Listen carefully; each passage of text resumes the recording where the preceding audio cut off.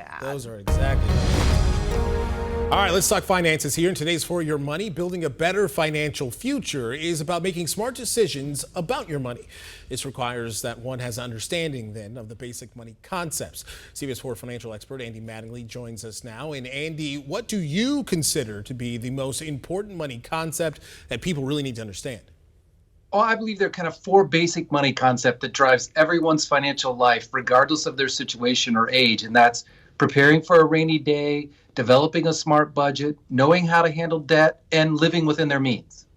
Well, we always hear that term, preparing for a rainy day. What should people be understanding about preparing for a rainy day? What does that actually mean?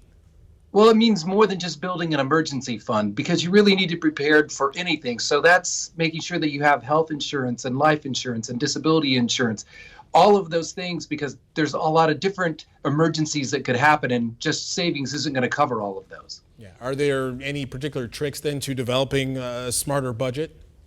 Yeah, some people focus on a budget just to track their spending, but a really useful budget is one that you put in all of your goals for your financial life. So any savings priorities that you have, retirement, emergency fund savings, and even debt reduction strategies are important. That way you can make life decisions with this budget, especially if you lose income or something like that. You just hit on debt there. What is it that people need to understand about how to handle their debt? Well, I think it's important for people to make sure that they understand that debt and to borrow, a prudent amount, because from the time you start in college and, one day you may be borrowing for a business, and it's making sure that you keep your debt within the income that you have.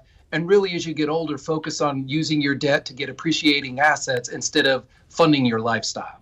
We were just talking about rainy day funds. Oftentimes when we hear that too, we also hear about living within your means. How can people make sure they are living within their means? What does that even mean?